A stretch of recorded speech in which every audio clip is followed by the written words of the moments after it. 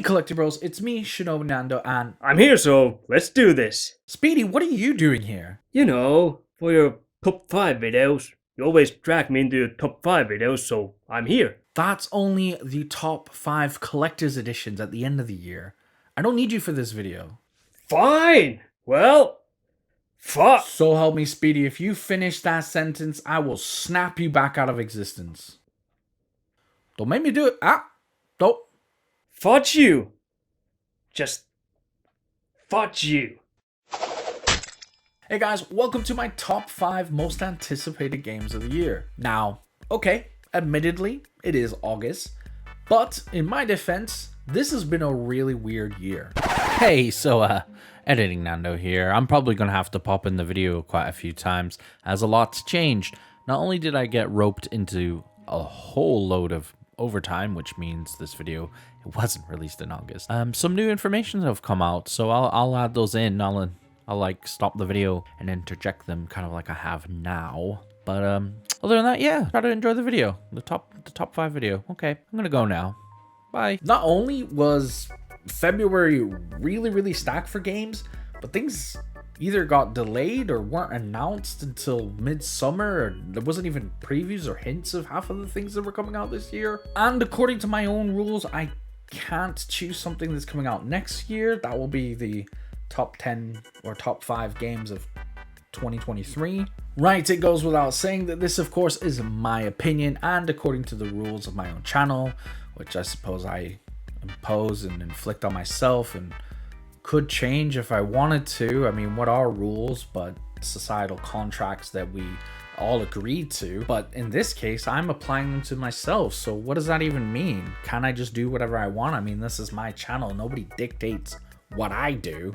Maybe I should just do a top 5 and include games from 2023. I don't know. You guys let me know. Hey, editing Nando here. This kind of goes on for another 5 minutes or so.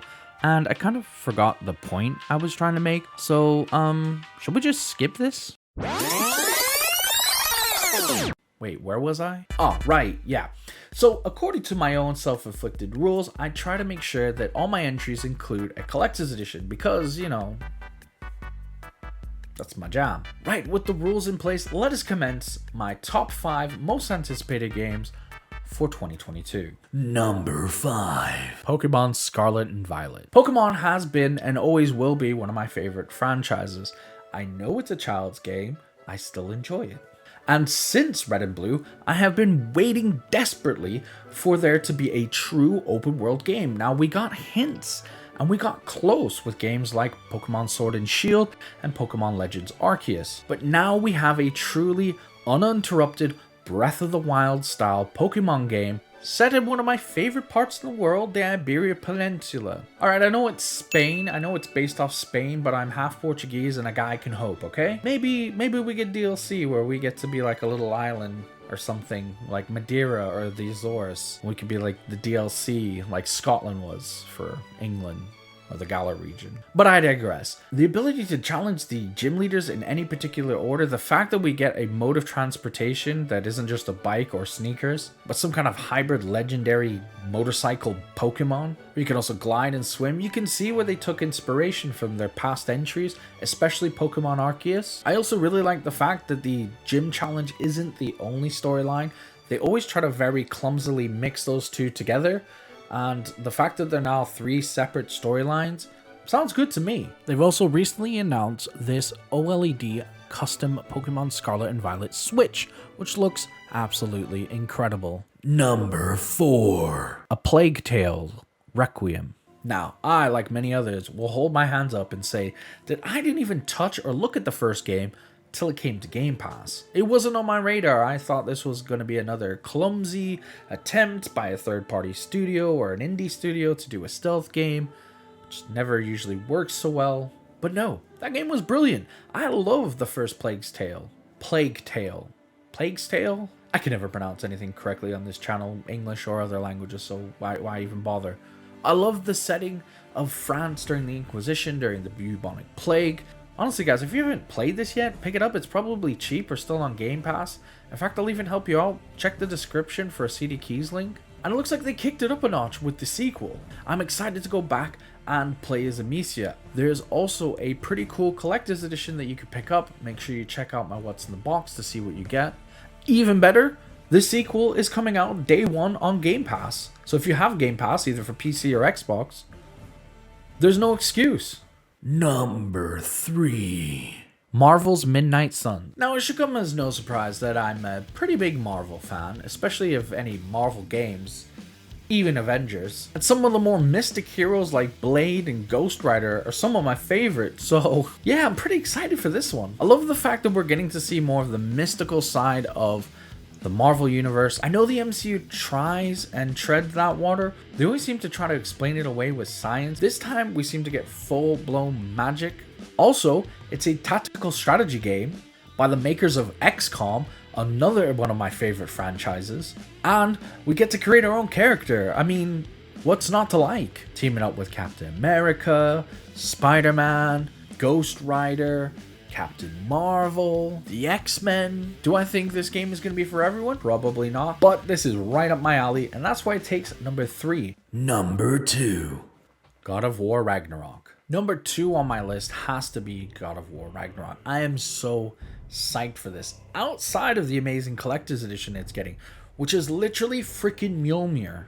I've always played the God of War games, but I've never been a massive fan of them. They were just something kind of there to play on my PlayStation, a kind of fun action game. The PS4 God of War just completely changed the game for me. I was hooked. I was doing your typical up until 4 a.m. playthroughs of that game. I love the way they were able to take Kratos, a Greek character, and bring him into Norse mythology.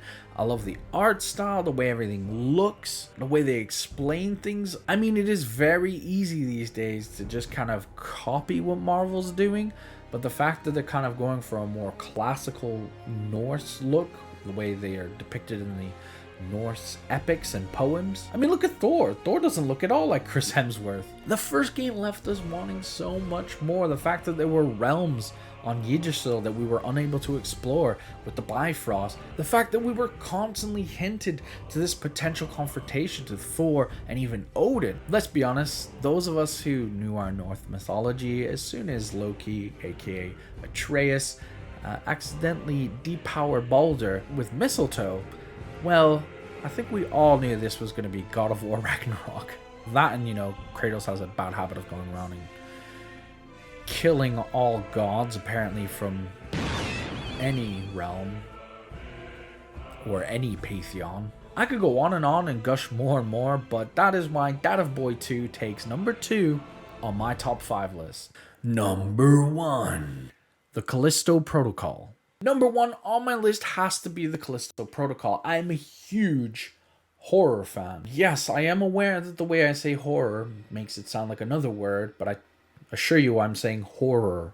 Horror. Dead Space is one of my favorite franchises. The fact that this is being developed and directed by the co-creator of that franchise alone has me so hyped for this. As the spiritual successor to Dead Space, we got cool things like Dismemberment, but now done on the next-gen consoles and hardware and graphics cards, with the added emphasis on melee combat, which was something that Dead Space was always sorely lacking. I love a good horror game. I'm not gonna lie. Yes, I'm called Shinobi Nano because I like my stealth games, and you probably would have thought that A Plague's Tale Requiem would have been higher, but no, I love horror movies, I love horror novels, and I love horror games. Resident Evil, Silent Hill, Dead Space, and now this. And on top of that it's a prison setting, which is already creepy enough as it is, and that sci-fi is one of my favorite genres. And the movies that inspired these kind of games, like Event Horizon and The Thing, Alien, and so forth. I cannot wait to get my hands on this.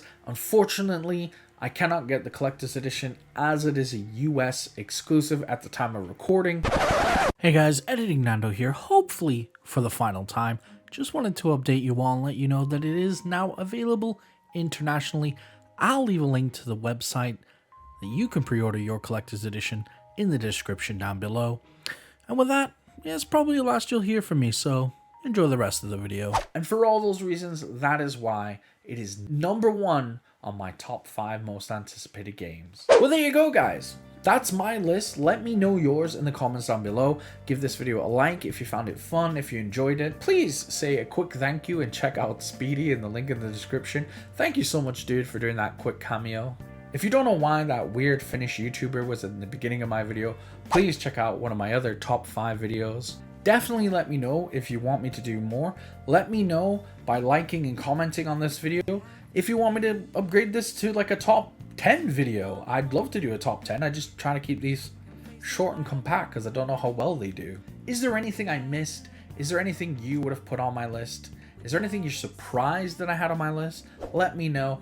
Don't forget to subscribe and hit the notification bell so you know when I do upload maybe one of those collector's editions from one of the games I mentioned. Or so you can check out one of my What's in the Box videos where you can find out what you can get where, how much it's going to cost you, and if there's any freebies. Thank you so much for watching, guys. I'll see you in the next video. Bye-bye, bye-bye, bye.